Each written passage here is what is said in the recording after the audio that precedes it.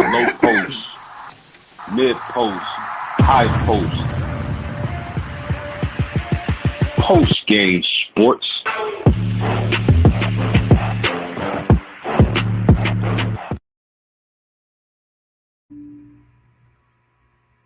What's up, sports worlds? The WTP Sports Dudes back with another banger. Live on this Sunday morning. I got Rob up in the building, the main man. What's up with you, Rob? How you doing today? I'm good, man. I got a lot of work ahead of me this morning after we get off the live stream. But hey, it is what it is. I got to get it done. But I'm feeling great this morning. Good to Likewise. be here with you. Likewise. I'm happy you was able to join this morning. Man, let's go ahead and jump right into the NBA Finals action. We got game 3 tomorrow. The poll is out too. If you tuned in, hit the poll. Tell us who you picking. We got the Knicks and the Spurs in Madison Square Garden tomorrow. Who you got in the game 3? Can the Spurs get back on track? I mean, I think the Spurs are going to put up one heck of a fight in that game 3, but I just don't see them winning it, man. I think New York will be off the chain. Madison Square Garden is going to be jumping, man. All the stars are going to be in there. Everybody in the city that can get a ticket to this game is going to be there because those fans understand how critical it is to be in that stadium, in that arena, making sure that they're cheering on those Knicks and making that a hostile environment for the Spurs. I think the Knicks win this game, but I think the Spurs put up a really good fight. Man, you know them. They said the nosebleeds cost $10,000. Man, listen, I got the Spurs. I think they're gonna steal one game. I still think their fate is sealed. I thought they missed the opportunity to win that game too. Um, Maybe they could have called a timeout late. I was opposed to believe that. I was cool with the no timeout. Your best player got the ball. He threw it on the back of Castle. I mean, he should have just kept the ball, came down court and got a bucket or at least got a shot attempt up in the air. But I thought they threw everything at him that they had on in game 2. Um, and I think that they right there, they right on the cusp. I don't think we'll see a sweep. I think the Spurs can get one of these games. I'm thinking it's game 3 though. The stars will be out. I don't know if all the role players on the Knicks is going to show up because I think it's going to be so star studded that somebody going to fold and choke. I think somebody is going to feel the pressure of all the stars. Donald Trump attending the game. It's just going to be a different type of atmosphere there. And I feel like on both sides, really. But I think the best players for the Spurs will come show up and lead them guys to a victory. Um, with all the stuff that been going on, Rob, we had attempted assassination after attempted assassination on the president. Do you feel like the president should be attending this game in New York in Madison Square Garden tomorrow night? Man, I'm going to be perfectly honest with you. I do not think that he should be attending this game. And not even for some of the reasons that you just mentioned, even though those are really valid reasons. But man, listen, we all know the kind of congestion that is already gonna be trying to get into this game. Then you put the president on top of that, and you already know the congestion that it makes when the president is in town. So I just think it's a really bad idea, man. I mean, it could be one thing if he could come in on a helicopter on the roof and get into the stadium, but I don't think that's even an option, man. It's just going to be way too congested. I think the president being there is going to make it even more complicated, especially for those who are trying to come and enjoy the game and get in and out in a timely fashion, which we know is already going to be difficult anyway. I think it just get compounded with the president being there. You know, just go get you a nice suite somewhere in the country and just sit and watch the game on a big screen TV, President Trump. Yeah, I don't think he should be attending either, man. I just think, especially with the points you made, I didn't even think of it from that angle. It's going to be a lot of escorts. They're going to have to up security in the place. It's going to be a whole bunch of added things, and not to mention the civilians. We already know how New Yorkers are, bruh.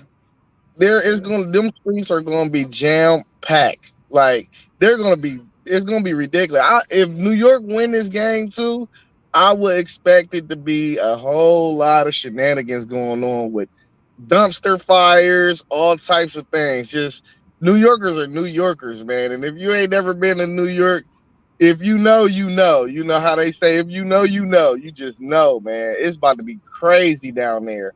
And that's just an added element to make it even more hectic and crazy. Yeah. Hey, what's up, Anthony? We got Anthony in the chat. Anthony, hit the poll, man. Tell us who you got between the Spurs and the Knicks in game 3. Hey, Rob, what would you do as a GM if you was the GM for the Spurs this off season to bolster this team and kind of keep your place or stay on the up and up? If you was looking at the Spurs and you can make any moves is on the table for you. What would you do with this roster? Uh, I'm definitely shopping DeAndre Fox. I think that's his name. I'm trying to get him off the books because I think they got a piece that's ready to slide right into that spot and give them some much more valuable minutes.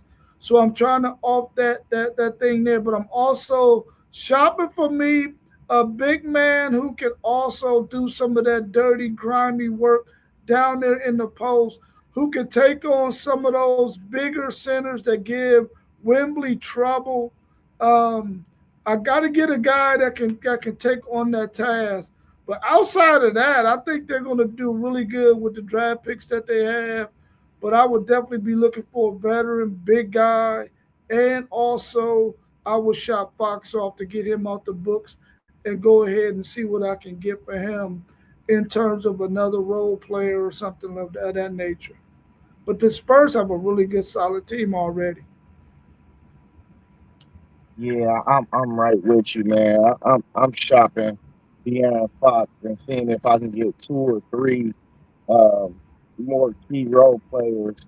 Uh, I wouldn't even be opposed to calling LA. I think we got some pieces that fit perfect over there with Rui and ultimately Austin Reeves, and even maybe even a Marcus Smart type of player. Um, it's multiple things though. That's a max contract that I just don't think that you looking at now. You probably maybe regretting it. I understood the move originally. You got that point guard that was a proven commodity in the NBA. You didn't know how these young bulls was going to turn out with Dylan Harper and Castle. So you kind of use that as a, um, security blanket. So I think they got what they really was looking for. But as far as playoff performances, De'Aaron Fox was a bit unproven in the playoffs because he played for the Kings.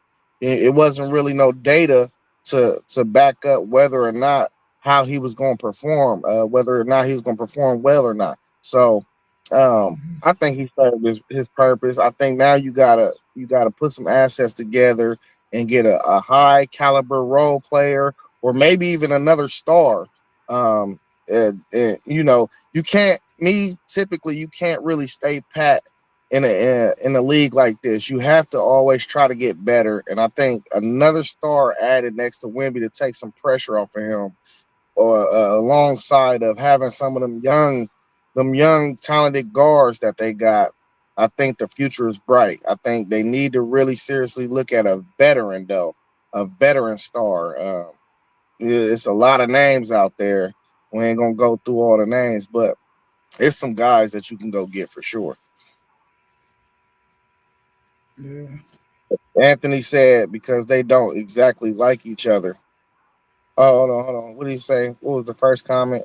He said, I'm not saying Pop is good, do something, but I don't think it's a good idea. I have him and the president in the same building when there's possibly be a massive confrontation between man, if the president and Pop get into it at a nationally televised event, which is the final event, all eyes, 90% viewership is up.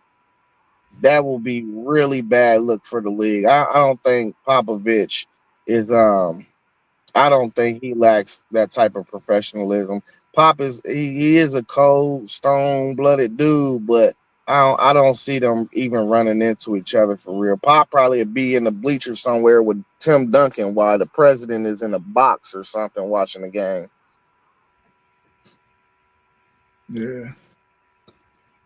If you are New York and they ultimately win the championship, will you do you think they should run it back or do you think they should hit the market for one of these big names? Man, that's a really good question right there.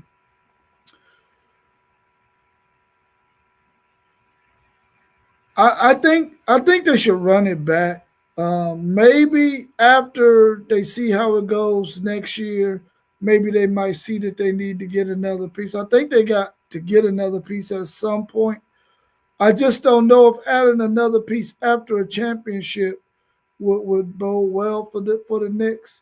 Maybe they need to see themselves not accomplish it in on a back to back before they mentally say, "Oh man, you know what? We need to get another piece." Because once you win it, you feel like you can run it back with that same squad, and a lot of times you want to run it back with that same squad to see if you can make that happen.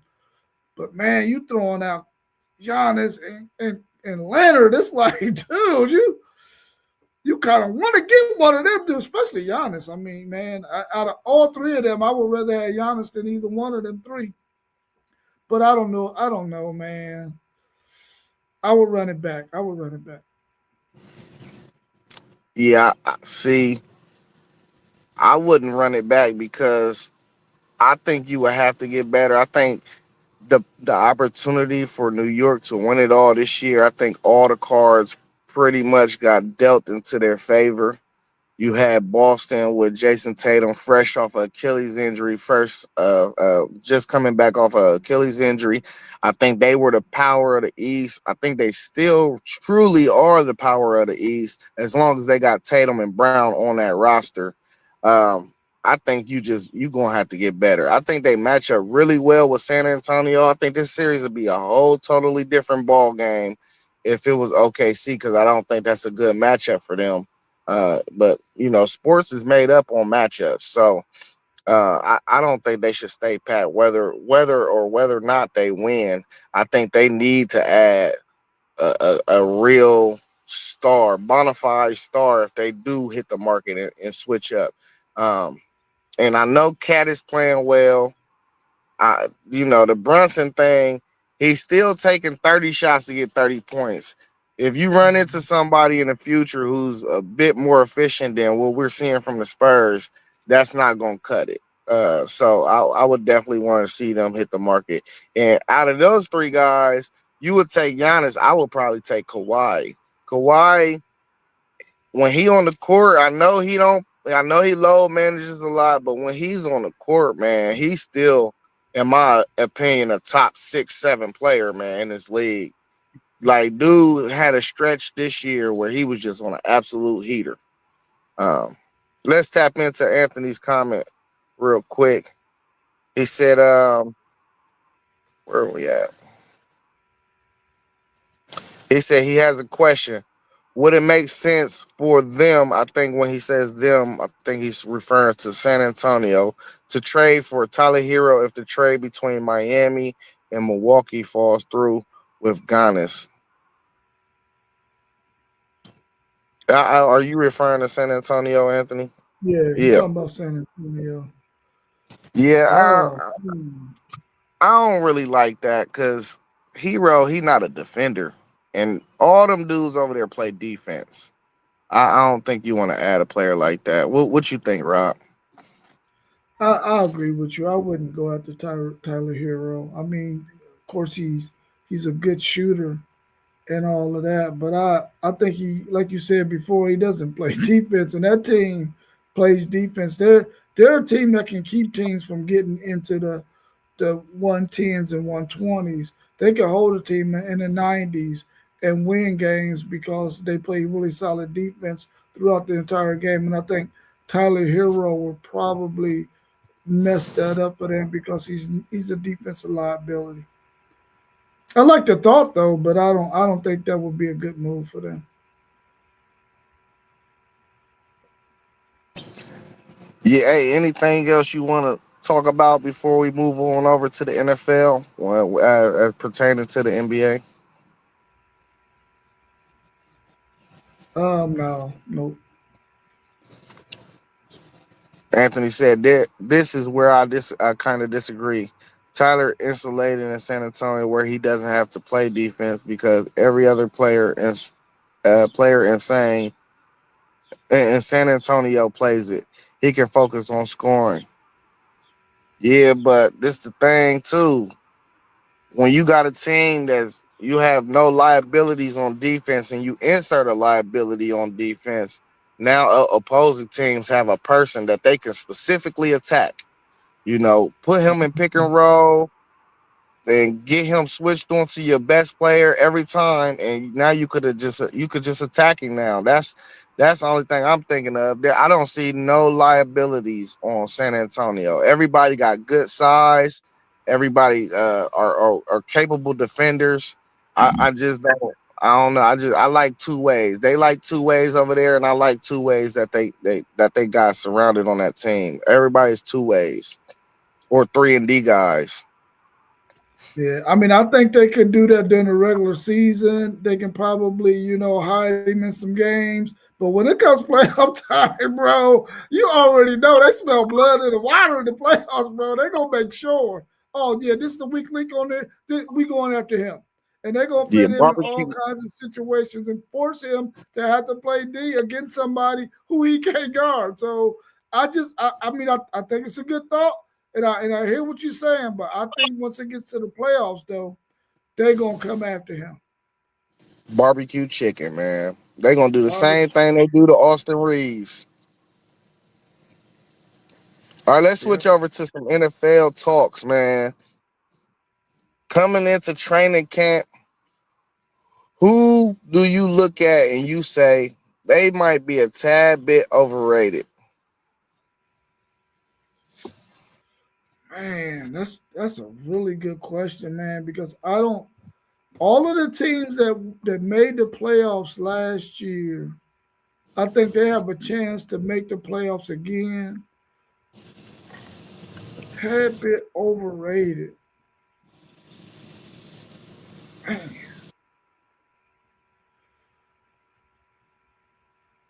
I'm a, I'm gonna go with the defending Super Bowl champion Seattle Seahawks. I know they got an amazing defense, but I think that offense might be looking a little bit different without Walker because Walker did get traded, right? Nah, Right? they didn't pay him in free agency. He went to the Chiefs. He went to They the didn't pay Chiefs. him. Okay, so that might be the team. I'm gonna go with the Seattle Seahawks. I don't think they're gonna repeat. Yeah, and I'm gonna stay right there with another Super Bowl contendee, uh, in the Patriots. I think the Patriots had the weakest schedule out of all those playoff teams last year. And the fact that they made it to the Super Bowl, we know they're gonna beef that schedule up.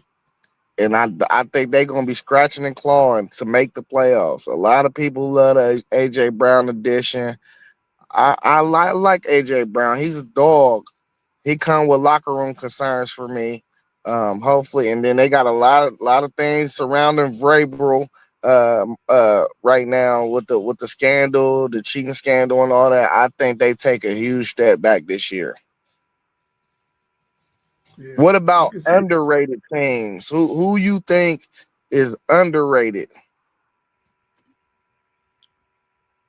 I'm going to go with a team that I think is in that division with Atlanta, Tampa Bay, Carolina, and they got somebody else. Is Arizona in that division with them? That's Atlanta, Carolina, and the Saints. The Saints. I'm gonna go with a team out of that division. I think that the Tampa Bay Buccaneers, man, they really are the best team in that division. They just suffered a lot of injuries, and I think if they go healthy, they're going to be the team. I think they're probably the most underrated team in the NFL right now.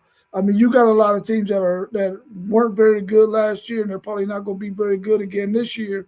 But I think a team that should have been in the playoffs last year, but injuries kept them out, was the Tampa Bay Buccaneers. So I'm going with Tampa Bay as the most underrated team. You took the words right out my mouth, dog. You know my Buccaneers. I think a lot of people sleeping on us right now because the loss of Mike Evans. A lot of injuries, as you said. Um, we was banged up on both sides of the ball for a lot of the year. We'll see what they do with Baker. They in contract talks. We'll see. Usually, typically, that stuff can kind of affect what's going on, but hopefully they get something done before training camp opens. um, it sounds like we're not close right now. I know Baker probably wanted 40 million, 50 million, somewhere close in that range, because he has had us in the playoffs and he has been winning that division over the past several years. So I know he want to get paid. We got to get to the right number. But yeah, my Buccaneers, man, I don't think enough people show us love around the league. What division do you see being the toughest this year? It's probably that division with Seattle, the Rams. I think that's Arizona and San Francisco 49ers. I think that's probably the toughest division. If I didn't go with them, it will probably have to be the division with the Steelers, the Browns, the Bengals, and the Baltimore Ravens. Yeah, I'm going AFC North. The Browns, I think, will be a whole lot better. The Ravens is, I think, with a healthy Lamar, they added some weapons. I think they're a playoff team. The Steelers, I think the Steelers is going to be another team in that division. I think they got three teams that probably is going to be in the playoffs, in my opinion. So I'm going with the AFC North as well. Hey, so Russell Wilson retired after 14 seasons. Do you think Russell Wilson is a Hall of Famer? Oh man, maybe if Russell Wilson played maybe 25 years ago, he would be a Hall of Famer. I don't think he's a Hall of Famer. I don't. Yeah, I don't think he's a Hall of Famer. I mean, he's had a really good career. Started off really, really good with Seattle, but I don't think he's a Hall of Famer. Not when you start looking at the numbers that it'll take to get into that Hall of Fame. Now, I don't think he's a Hall of Famer. Yeah, I think he like on the cusp of it. Yeah. I don't know though. I think he just missing. It's so many dudes that like we feel like should be Hall of Famers that's not Hall of Famers and his resume just don't stack.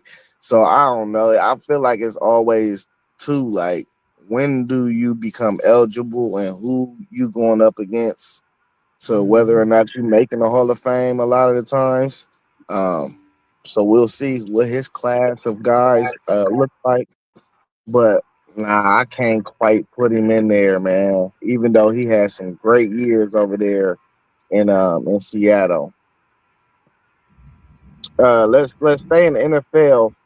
I came across this, man. The NFL, they doing a lot of new things of playing football games on different days of the week. We got Wednesday games, we got Friday games, we got Saturday games now in the NFL. Do you like NFL doing Wednesday games? And do you think they're being greedy? I mean, they definitely being greedy. That's for sure. They're definitely being greedy, man. I do not like the idea of having Wednesday games. I really feel like when they started doing games on Thursday, I thought it was a good idea, but I would even like to see them get away from that too. I just feel like, man, growing up, you look forward to seeing Sunday football, and you got look forward to seeing Monday night football, and that was good enough for me, man. I would like to see them move away from that idea going on Wednesday. They just being greedy, man. Just being greedy. Plus, I'm quite sure the players and organizations feel like, man, we tired of these all this short week stuff, man, and all of that. You got us at 17 games. I think it's a bad move. But the NFL is the hottest sports thing in America, so they're gonna do what they want to do because people gonna want to watch it, and they're gonna watch it. I don't think the numbers are gonna be that great, but people are gonna watch. Hey, I'm really not opposed to it because I don't like that they still in Saturdays a little bit. I don't like the Saturday game because I feel that's college football day. Sunday, we know it was religion. They say football. Football is that's the NFL day, really. That's football over church is what a lot of people say. Um, but I do like it for Thanksgiving week because you telling me we get all this good food and we can watch football Wednesday, Thursday, Friday, and Saturday and Sunday. We got 5 days of wellness week in football. I love that. I love that whole idea. I love the whole thought behind it. And where it seems kind of bleak of things to be watching, we got football. So I love it for that week and that week alone. Um, I don't think I like Saturday though, because I'm college football, bro. I just love college football. So, but that week is gonna be monster now. Now I gotta eat every day. I usually save my stomach for Thursday and not eat nothing on Wednesday. I gotta eat every day now.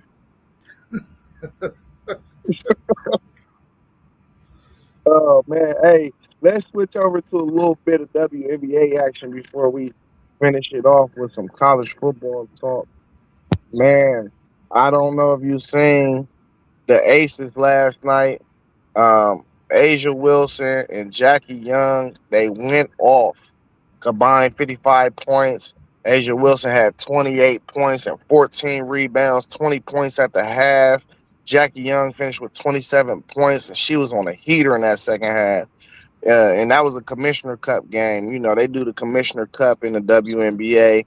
It's pretty much scheduled games that goes to the standings of the Commissioner Cup. I think whoever wins, each player receives like 500K or something like that. So it was a Commissioner Cup game. So it was a lot at stake in this game.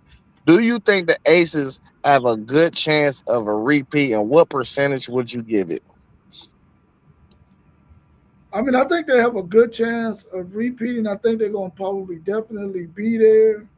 Um, I'll give them about a 65% chance of winning it, but they won it the last two times, I think it is.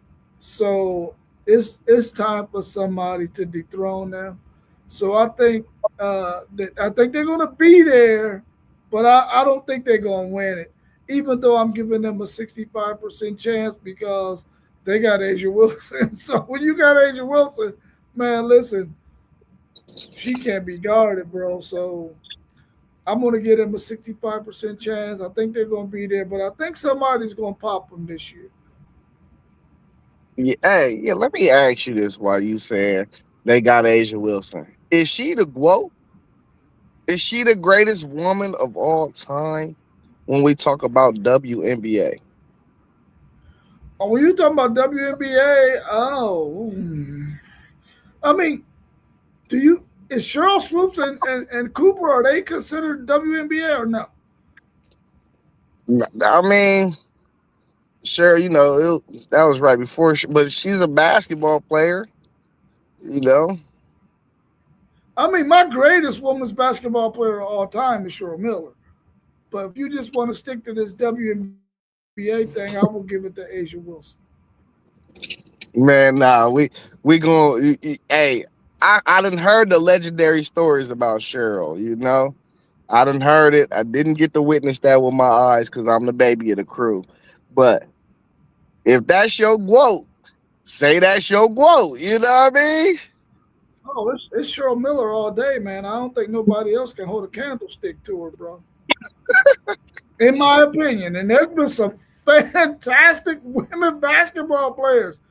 But Cheryl Miller, man, that's something different, bro. That's something different. Yeah. Hey, so I'm taking the Aces over the field, man. I give them more than a 50% chance. So I got to take the Aces over the field. We know I'm a gambling man. Um, I will put my money on them over the field. I think her and Jackie Young is the best 1-2 duo in the league. It's like Kobe and Shaq. And I mean, it's explosive. It's different too, man. But it's so many skilled team players in the W. You know, really, it got to be the way you got to get them. It just got to be your day. You know, if it's your day, you can get them. Yeah. Let's Yeah. jump over to some college football. Let me. So I seen this. Virginia Tech, man, they had an anonymous donor donate 75 million to athletics, mainly I think football for real, but they donated. It's a Virginia Tech family. Like I said, it's anonymous. Um, they didn't tell us who the family was, but they also getting 229 million from the university. And strictly just thinking about football, will we see with this influx of cash? Will we see some of the old Virginia Tech teams? And if you think we will, how soon do you see Virginia Tech really been a national title contender? Because that's a lot of money, man. And you know that's the name of the game right now. You need a couple dollars to play with to really actually compete on a national title level. Well, I'll tell you this one take. They're in a perfect situation to really become really, really, really good because they're in a conference that I think that they could be at the top of with this kind of money. And they're also in an area where they have a lot of really good football players on that part of the East Coast when you start dealing with Maryland, D.C., Virginia, parts of the Carolinas. They can really get some really, really talented football players there. And I think James Franklin is the type of coach that now he starts to see that, listen, I was at Penn State and there were some things I wasn't able to overcome at Penn State that I can't allow to be a barrier for me here at Virginia Tech. And I think he'll be a better coach because of it. And I think this Virginia Tech team could be like the Virginia Tech teams of old, play really good defense, have a really good solid offense with some really talented players, and be in the thick of things in the ACC every year with the likes of Miami. I don't know what Clemson is going to look like in the future. I don't know what Florida State is going to look like in the future, but I think Virginia Tech has an opportunity to look good like we see this Miami team looking right now. Man, I remember in the early 2000s, man, this Virginia Tech program, you know, that wasn't a game that you wanted to see on the schedule, especially if you had to travel to that fan base and to that stadium to play them. I Mhm. think the fan base is intact still. I think they got the excitement that they need. I think James Franklin is bringing a new energy to them, and I think the last part of the puzzle was a little influx in money, so he can get some of these talented players in that DMV area. Um, Man, I think this year I'm on record saying I think Franklin is going to win 9 games at minimum. I think that the schedule is built for it. Um, I think him bringing over some of his guys from Penn State, and keeping a lot of the players that was already on that roster, a lot of the key guys, that they have a good shot of being very competitive in that league. I think we all think that Miami is probably head and shoulders above everybody, but I think that number two spot is wide open for the taking, and I think Virginia Tech needs to have a close eye on them, especially with this money. After this year, I feel like they should be well in the realm of competing with Miami. Well in the realm. You can go out and spend 25, 30 million on your roster, and have enough talent in that ACC, who we all kind of believe is bit bit underneath some of the key the other major Power Four conferences. Um, but yeah, man, I think that influx of cash is a game changer. Yeah, Yeah. they definitely got players in that area, man. You just gotta, you know what I mean, you gotta put some tape up and keep them home. So recruiting news. This is the busiest month of college football recruiting, Rob. Let me hear some news, man. What Texas got going on over there? Any updates on recruiting? Who's y'all's key targets? All of it. I know you got all the information for me. I want to know. Well, I'm gonna be honest with you, man. I've gotten to the point now in this year to where I don't follow the recruiting as much because I've seen Steve Sarkisian and that staff sort of have a way of doing things, and even when it looks bleak in June, it starts to look better in July, and then it really looks really good in December.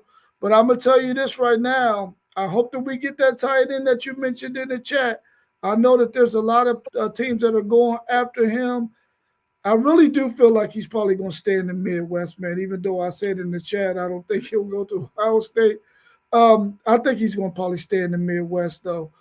But Eastern Royal, man, a lot of he's from he's from Louisiana. They're making a pitch for him. He's committed to Texas right now, but Texas really needs to hold on to Eastern Royal, who's one of the top wide receivers in this year's recruiting class. So I hope that they're able to do that. And then they got a couple of linemen that they're going after as well. The thing I love about Texas, though, and the way they recruit is although we don't always lock down all of those guys that are in Texas, they're able to cast a wide net and go all over the country and get guys like you've seen them be able to do with running backs in Florida and in Arizona. I think they got their eye on a running back in Arizona right now, and they're able to get players from all over the country that really fit their mold. And they've been doing some really good evaluations on some players who are not not 5 stars or 4 stars, but a lot of 3-star guys who can fill that 105-man roster so that they can have some developmental guys because they know they're going to lose guys in the portal that are going to want playing time, like a Nick Brooks who decided to part ways after 1 year and got some playing time. I thought for sure Nick Brooks would stay and fight for one of those positions on the offensive line this year, but he decided to part ways.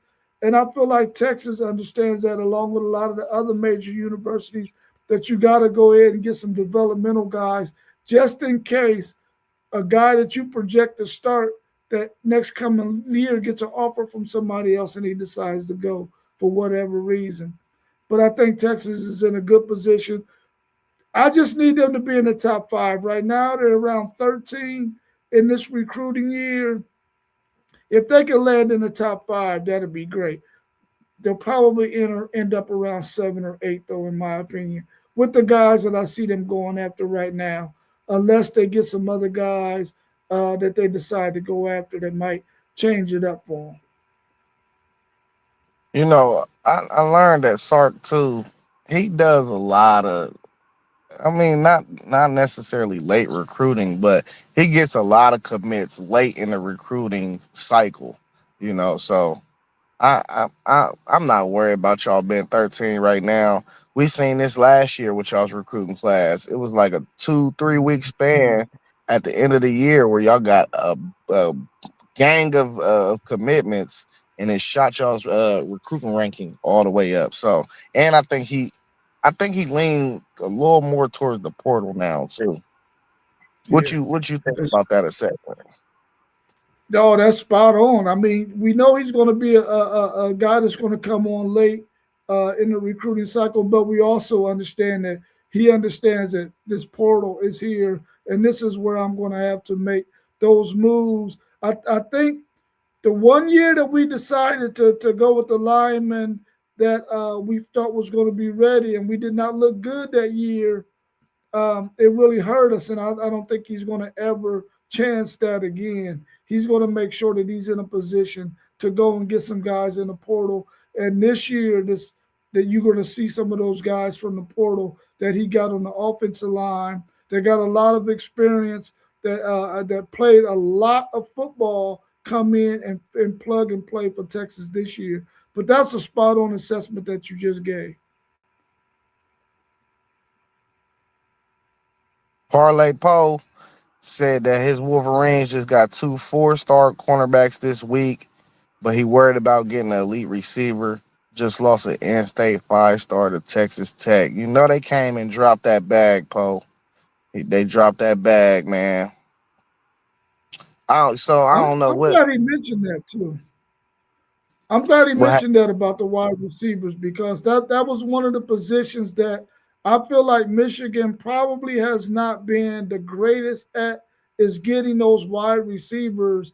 And you start to see that affect their offense. They're always going to have a really good running game. They're always going to have a really good lineman. They're going to have a solid quarterback play, solid tight ends. But I think offensively, wide receiver has been the spot where they've missed in recruiting, and I hope that they get that thing fixed.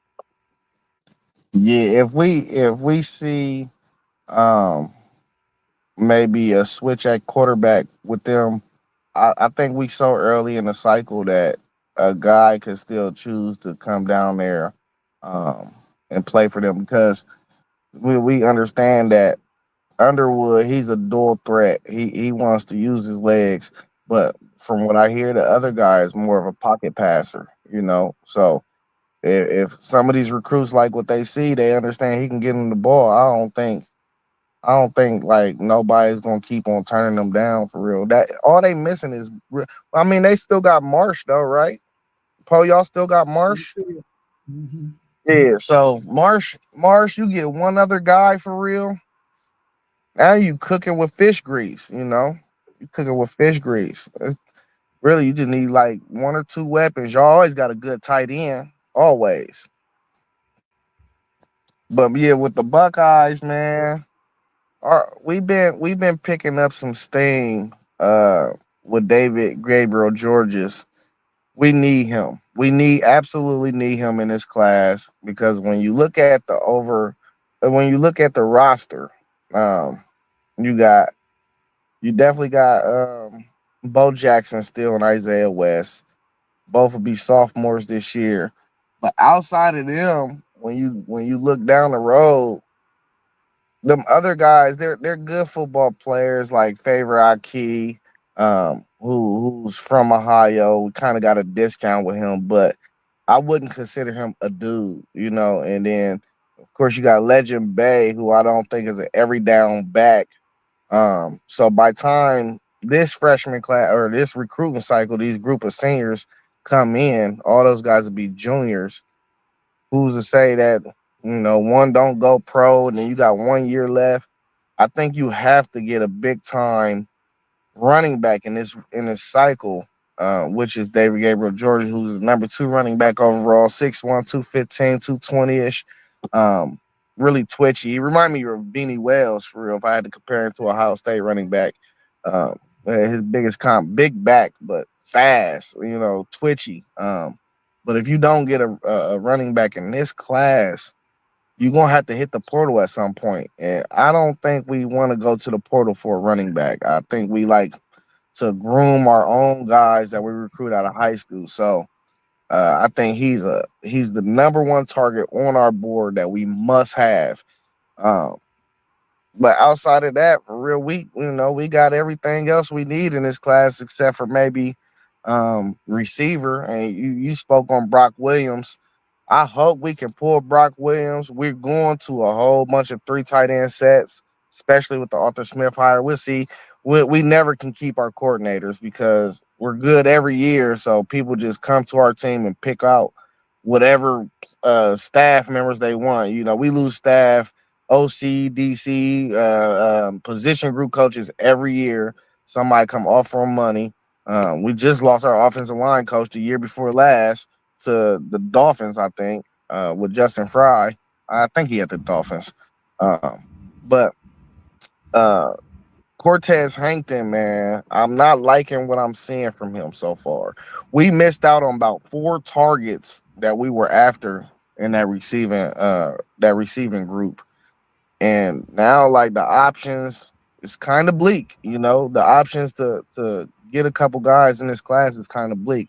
We got Jameer Brown still, but that's a that's a that's a Brian Hartline. That's a Brian Hartline recruit, you know. So Cortez Hankton, we gotta continue to be wide receiver you. We gotta pick it up on the recruiting side for him. But everything else, oh, our quarterback is about to flip. Our quarterback that's in our class, he is about to flip. I don't think we want him anymore. I think we've been trying to add another quarterback to this cycle, so that's telling me that we losing faith in Brady Edmonds, kid out of Cali, 4-star recruit. I think what's turning them off about him is he just not an athlete. He's not. He got a rocket of an arm. He got good mechanics. He remind you of Kyle McCord, man. He just can't move in that pocket, and I think they don't want to go back to that, especially after having a Julian Saying and Taylor St. Clair. Julian Saying, you can say what you want about him.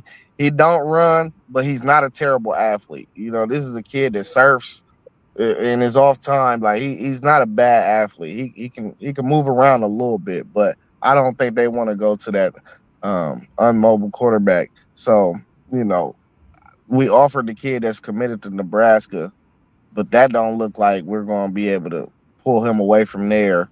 Um, I don't know. We might skip this recruiting class without a quarterback. Honestly, dude got an official visit to UCLA out of all schools.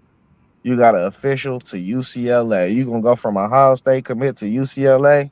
That's kind of crazy. I think his next best offer is Northwestern or something though. So, um, but outside of that, man, we doing what we usually do. We got recruits and guys everywhere. We got a couple project guys and all that. So I like this class and how it's shaping up. Yeah, UCLA need an influx of money like Virginia Tech just got. I'm surprised it ain't out there. You know, ain't that in where's UCLA at in LA? Ain't it in a rich neighborhood or something? Yeah, it's a private school. Yeah, that's what I'm saying. I don't know what's going They on. done, they done had enough breadwinners come through there, man, that they could be throwing them some dollars and cents for sure. Post said y'all's tight end position will get a workout this year with Smith. We're gonna be straight, man. I like my tight end group. I think this is the best tight end group we done had on campus probably forever since I've been alive. What's up, Moss JoJo? Good morning. Hey, that's all I got though, man. You got anything else you want to spew about? Oh, no, it ain't. Let me ask you about Greg Sankey and him saying that there's nothing remotely close about being joining super conferences with the Big Ten. You know, with him saying that, he scoffed at the notion of it. With him saying that, I know you a big fan of trying to create these super leagues. How do you feel about him saying that's not even a thought right now? I mean, I think a lot of times these guys say stuff like that, man, because they're trying to hide their hand. They don't want people to know what they're thinking about behind the scenes and stuff. But I think Greg Sankey is starting to do some things to where now he's starting to put himself up under the microscope, and then you might see the SEC move in a different direction in a year or two away from him as their commissioner. I think that he just may be talking a little bit too much. He should just be focusing more on what he can do to better serve the SEC conference and maybe not get into all this other stuff. Um, I don't know, man, because I think now he's starting to get some fan bases behind, getting a little disgruntled with him. He's starting to get some coaches that might be getting a little bit disgruntled with him, and I think that his days might be numbered. I could be totally wrong, but from the feeling I'm getting right now, I just think he's talking a little bit too much. He probably need to just focus on some behind the scene things and not talk so much. You tired of Sankey? Hey man, listen, I'm getting a little bit tired of Sankey. Hey, But at one point, I was loving the guy, man. But now I'm like, dude, come on, man. yeah, man. I don't think he got a firm plan either, man. Because he talking about they still are really like on the 16-team playoff, but he gonna revisit it about the 24 later on in the year. So he says it's gonna be a decision made on it later on. I don't think he got a real firm plan. I don't think nobody on the same page out there either. I think everybody wants something different. Yeah, that's a fact. I mean, when you got three other conferences that's already leaning towards 24, I mean, and you the sole holdout. Come on, man. What's wrong with you? You know what I'm saying? What are you really holding out for, especially if you don't have no plan? So it just don't make no sense, man. This don't make no sense. You know, I feel like the 2014 playoff will benefit the SEC the most. Because how many teams y'all be having ranked? You know they said y'all already getting $5 million with the extra added game in conference. So let's think about all the money it will be added with if y'all got 7, 8 teams in the top 25. You know what I mean? 8 teams, that's gonna bring so much millions of dollars into that conference. Yeah. But yeah, that's all I got. Yeah, Don't go ahead. Just talking a little bit too much. I just think you're talking too much, man. You know, we'll see how it goes, though. Yeah, that's all I got, though, man. Hey, we thank everybody. Yeah, ain't nobody hit the poll. Did anybody hit the poll? No, nobody hit the poll. I didn't see the poll. Look, I ain't have it on the screen.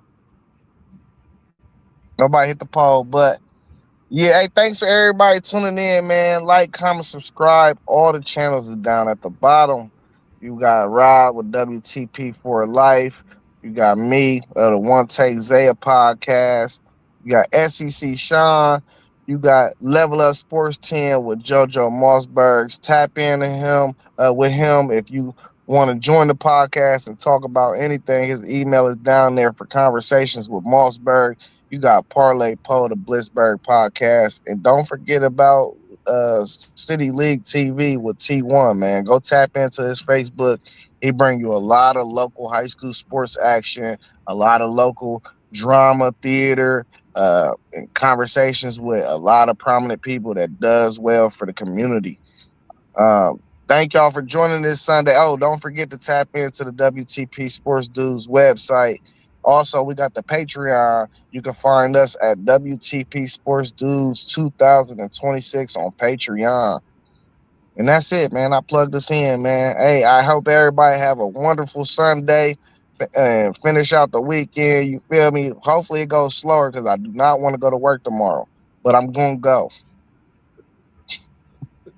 But y'all know what it is. We was in the building. Peace. Low post, mid post, high